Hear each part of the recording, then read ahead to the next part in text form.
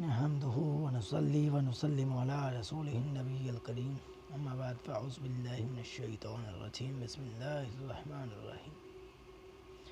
سامعین گرامی اور ویورز السلام علیکم، میں ہوں غلام مصطفیٰ شعیب اور میں تذکرۃ الاولیاء اور احوال اولیاء کے حوالے سے قسط نمبر 2 کے ساتھ حاضر خدمت ہوں۔ اس سے پہلے کہ میں شروع کروں، آپ سے ایک گزارش ہے کہ اگر آپ میرے چینل پر پہلی بار آئے ہیں تو برائے مہربانی اس کو سبسکرائب کر لیں اور بیل آئیکن کو پریس کر دیں تاکہ آپ کو ہماری آنے والی ویڈیوز بر وقت میسر آ سکیں۔ چلیں اب ویڈیو شروع کرتے ہیں۔ تو آج کا ہمارا ٹاپک ہے وہ ہے فاروق اعظم یعنی حضرت عمر بن الخطاب رضی اللہ عنہ، جو کہ اپنی عدل اور رعب و دبدبے کی وجہ سے پوری دنیا میں مشہور ہیں اور حضور اکرم حضرت محمد مصطفیٰ صلی اللہ علیہ وآلہ وسلم کے محبوب صحابہ میں سے ہیں، اور بارگاہ الہی میں آپ کے تمام افعال مقبول ہیں، اس حد تک کہ جب ابتدا میں حضرت عمر مشرف با اسلام ہوئے تو حضرت جبرائیل علیہ السلام نے رسول خدا حضرت محمد مصطفیٰ صلی اللہ علیہ وآلہ وسلم کی بارگاہ میں حاضر ہو کر عرض کیا، اے سید العالم، آسمان والے آج حضرت عمر کے مشرف با اسلام ہونے پر آپ کو مبارکباد دیتے ہیں۔ آپ نے فرمایا کہ بدوؤں کی ہم نشینی سے گوشہ نشینی میں راحت و سکون ہے۔ عزلت یعنی گوشہ نشینی دو طریقے سے ہوتی ہے، ایک خلقت سے کنارہ کشی کرنے سے، دوسرے ان سے قطع تعلق کرنے سے، یعنی اعراض عن الخلق۔ خلقت سے کنارہ کشی کی صورت یہ ہے کہ بندہ ان سے منہ موڑ کر خلوت میں بیٹھ جائے اور ظاہری طور پر ہم نشینوں کی صحبت سے بیزار ہو جائے اور اپنے اعمال کے عیب دیکھنے سے خود میں آرام ملے اور لوگوں کے ملنے جلنے سے خود کو بچائے اور اپنی برائیوں سے ان کو محفوظ رکھے۔ مگر خلقت سے تعلق قطع کرنے کی صورت یہ ہے دل کی یہ کیفیت ہو کہ وہ ظاہر سے کوئی علاقہ نہ رکھے۔ جب کسی کا دل خلقت سے منقطع ہو گیا تو کسی مخلوق کا یہ خدشہ و اندیشہ نہیں رہتا کہ ان کا خیال اس کے دل پر غلبہ پا سکے۔ اس وقت یہ شخص اگرچہ خلقت کے درمیان ہوتا ہے لیکن حقیقت میں جدا ہوتا ہے اور اس کے ارادے ان سے منفرد ہوتے ہیں۔ یہ درجہ بہت بلند اور بعید از خطرات ہے۔ یہ سیدھی روش ہے اور اس مقام پر سیدنا عمر فاروق رضی اللہ عنہ فائز تھے۔ آپ بظاہر خلقت کے درمیان حکومت و خلافت پر متمکن تھے لیکن آپ کا دل عزلت و تنہائی سے راحت پاتا تھا۔ حضرت عمر فاروق رضی اللہ عنہ کے بارے میں رسول کریم صلی اللہ علیہ وآلہ وسلم نے فرمایا کہ شیطان عمر کے سائے سے دور بھاگتا ہے۔ حضرت عمر فرماتے تھے کہ جس نے اللہ کے غضب کو ٹھنڈا کیا، اس نے وہ کچھ کیا جو اللہ چاہتا ہے، اور اگر قیامت نہ ہوتی اور تم وہ کچھ دیکھتے جو تمہارے گمان سے بالکل مختلف ہوتا۔ اس کے بعد آپ نے ایک کچی اینٹ اٹھا کر فرمایا، کاش میں یہی اینٹ ہوتا، کاش میری ماں نے مجھے جنا ہی نہ ہوتا، کاش میں کچھ بھی نہ ہوتا۔ صوفیہ حضرت عمر کے خصوصیات کو اپنے لیے نمونہ اور نشان راہ سمجھتے ہیں، جیسا کہ وہ پابند لگے کھردرے کپڑے پہنتے، ترک شہوات فرماتے، مشکوک چیزوں سے اجتناب فرماتے اور ہر معاملے میں وقار اور شرافت کا اظہار فرماتے۔ حق واضح ثابت ہونے کے بعد لوگوں کی ملامت کی پرواہ نہ کرتے، باطل کو مٹانے والے تھے، حقوق کے اعتبار سے اپنوں اور بیگانوں کے ساتھ یکساں سلوک فرماتے، طاعت کا اختیار کرنے میں شدت برتتے اور ممنوعہ چیزوں سے اجتناب میں سختی سے کاربند رہتے۔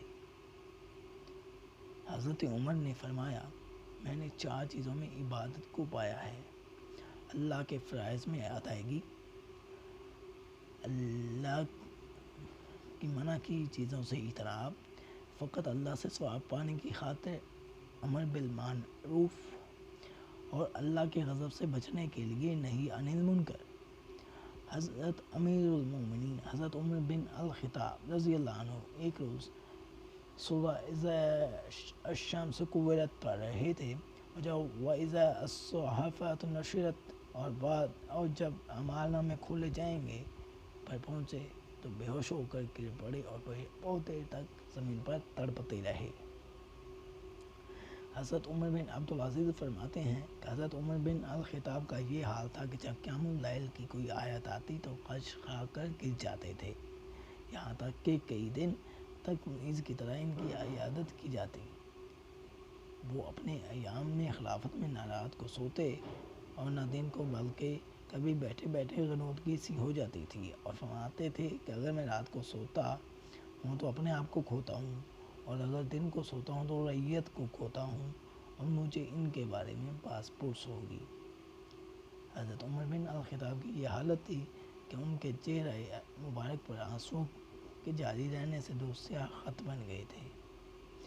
حضرت امیر المومنین حضرت عمر بن الخطاب رضی اللہ عنہ فرماتے تھے کہ ہم حلال کے 9 حصے چھوڑتے ہیں اس ڈر سے کہ کہیں حرام کے ایک حصے میں گرفتار نہ ہو جائیں۔ حضرت زید بن اسلم رضی اللہ عنہ فرماتے ہیں کہ حضرت فاروق اعظم کے بارے میں روایت ہے، ایک رات آپ عوام کی خدمت کے لیے رات کو نکلے تو آپ نے ایک گھر میں دیکھا کہ چراغ جل رہا ہے اور ایک بوڑھی خاتون ان کا کاٹتے ہوئے ہجر و فراق میں ڈوبے اشعار پڑھ رہی ہے۔ ان اشعار کا جو اردو ترجمہ کچھ اس طرح ہے کہ محمد صلی اللہ علیہ وآلہ وسلم کے پر اللہ کے تمام ماننے والوں کی طرف سے سلام ہو، اور تمام متقین کی طرف سے بھی۔ آپ راتوں کو اللہ کی یاد میں کثیر قیام کرنے والے اور سحری کے وقت آنسو بہانے والے تھے۔ ہائے افسوس، اسباب موت متعدد ہیں، کاش مجھے یقین ہو جائے کہ روز قیامت مجھے آقا کا قرب نصیب ہو سکے گا۔ تو یہ اشعار سن کر حضرت فاروق اعظم کو بے اختیار آقا کریم کی یاد آ گئی اور وہ زار قطار رو پڑے۔ اہل سیرت اس بارے میں لکھتے ہیں کہ انہوں نے دروازے پر دستک دی، خاتون نے پوچھا کون؟ آپ نے کہا عمر بن الخطاب۔ خاتون نے کہا رات کے ان اوقات میں عمر کو یہاں کیا کام؟ آپ نے فرمایا اللہ تجھ پر رحم فرمائے، دروازہ تو کھول، تجھے کوئی مسئلہ پریشانی نہیں ہوگی۔ اس نے دروازہ کھولا، آپ اندر تشریف لے گئے اور کہا جو اشعار تو ابھی پڑھ رہی تھی انہیں دوبارہ پڑھ۔ اس نے جب دوبارہ پڑھے تو آپ کہنے لگے کہ اس مسعود مبارک اجتماع میں مجھے بھی شامل کر لے، اور یہ کہہ کہ ہم دونوں کو آخرت میں حضور کا ساتھ نصیب ہو، اور اے معاف کرنے والے عمر کو معاف کر دے۔